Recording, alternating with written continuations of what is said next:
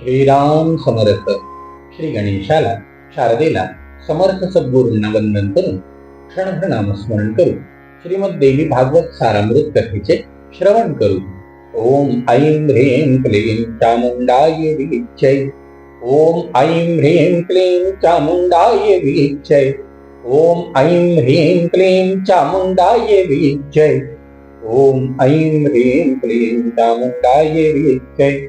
ओम ऐं ह्रीं क्लीं चामुंडाय विच्चै. जगदंबा माता की जय.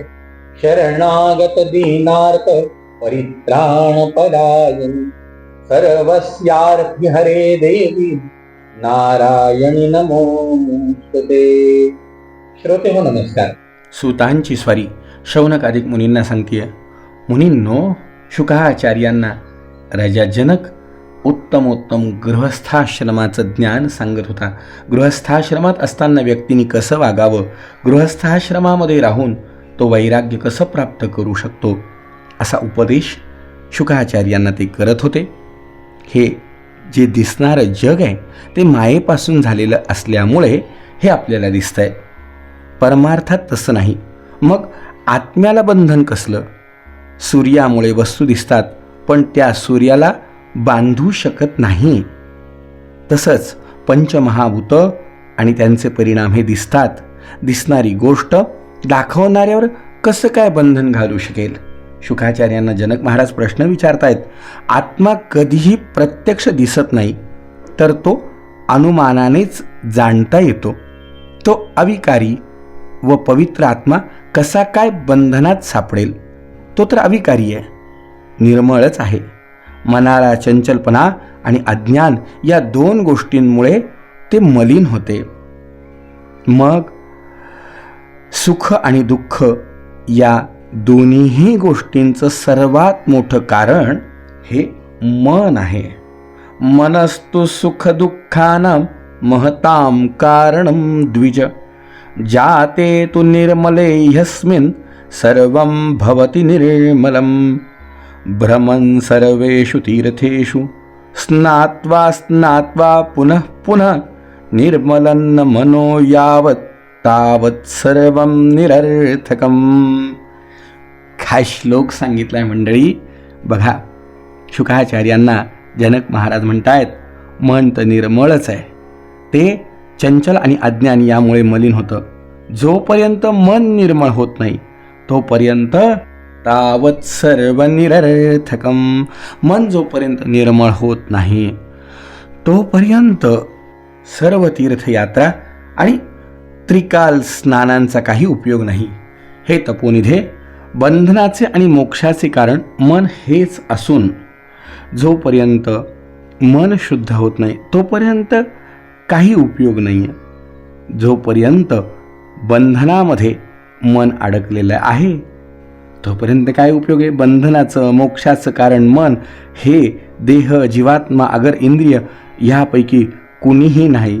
हे नीट ध्यानात घे. आत्मा हा नित्य शुद्ध स्वतंत्र असल्या कारणाने तो कधीही बंधनात सापडू शकत नाही. पण मन तसं नसल्यामुळे त्याला बंधन आणि सुटका आहे. ते जेव्हा शांत होईल तेव्हा सर्वत्र शांती असेल. हा माझा शत्रू, अमका माझा मित्र, तो दुसऱ्याला तटस्थ, हे सर्व मनात उत्पन्न होणारे भेद आहे.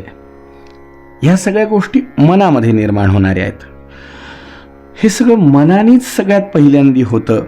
म्हणून हे महात्म्या तुला सांगू का, एक गोष्ट लक्षात घ्या की जोपर्यंत मन शांत होत नाही ना तोपर्यंत द्वैत बुद्धीमुळे हे भेद निर्माण होत राहतात. एकात्मा मनात असलेले तर भेद उत्पन्न होणार नाही. एकात्मता असली पाहिजे. मी जीव नसून मी ब्रह्म आहे यात काही शंका नाही. पण ब्रह्म आणि जीव यातील भेदबुद्धीमुळेच संसार बाधतो. संसार बाधण्याचं कारणच आहे. हे भाग्यवंता, अज्ञान जे म्हणतात ते हेच आहे आणि ज्ञानामुळे हे अज्ञान नाश पावतं. म्हणून विचारी मनुष्याने सदैव यावर चिंतन केलं पाहिजे. कुणाचा त्रास नसेल तर सावलीचं सुख कळणारच नाही. तसंच अज्ञान आहे म्हणूनच ज्ञानासाठी खटाटोप करावा लागतो.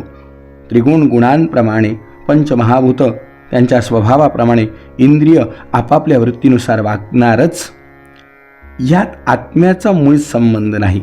हे सगळं जे करतंय मन करतंय.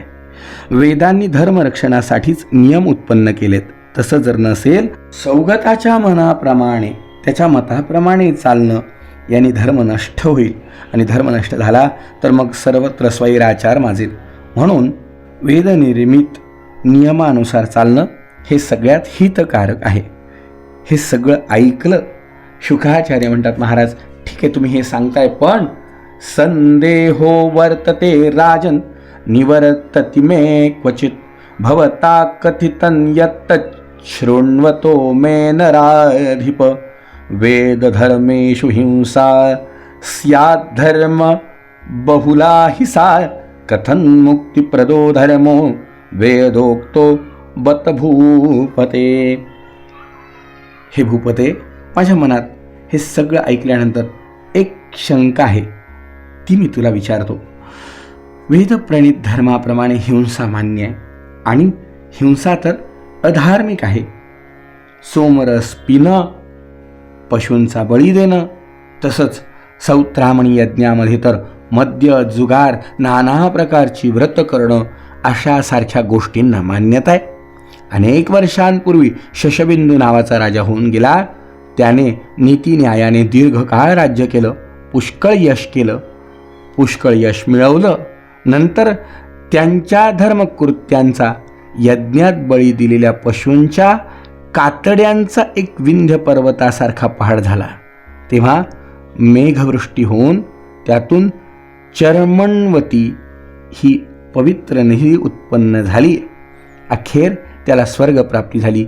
हे सर्व खरं, पण माझ्या मनात मात्र वेदातील धर्माची आवड वाटत नाही. कारण स्वर्ग सुखही कायमचं टिकणारं नसतं. स्त्रीसह भोग भोगून माणसाला सुख मिळतं, पण जर तसा भोग मिळाला नाही तर दुःखच होतं की नाही. तेव्हा जीवनमुक्त कसं होता येईल हे मला सांगा. जनक महाराज म्हणाले, अरे हिंसा यज्ञेषु प्रत्यक्षा सा हिंसा परिकीर्तिता उपाधियोगतो हिंसा नान्यथेति विनिर्णयः यथा चेंधन संयोगादग्नो धूमः प्रवर्तते. हे बघ, धर्मकृत्य करीत असताना जरी हिंसा होत असेल तरी ती सकाम कृत्य करणाऱ्यासाठी हिंसा असती, पण निष्काम कर्म जो करतो त्याच्यासाठी ती हिंसा नसती. जी कर्म अहंकार विरहित बुद्धीने निर्विकारपणे केली जातात व ईश्वरार्पण केली जातात त्यांना ज्ञानी लोक न केल्याप्रमाणेच समजतात.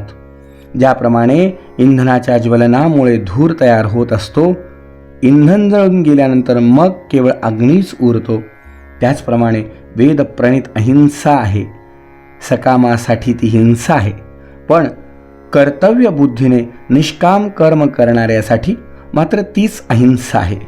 किंबहुना ज्यांना मांस भक्षणाची आवड असते त्यांना त्यापासून क्रमाक्रमाने निवृत्त करण्याच्या उद्देशाने निष्कामपणे फक्त यज्ञातच हिंसा करण्याची अनुमती चित्तशुद्धीसाठी दिल्या गेलेली आहे.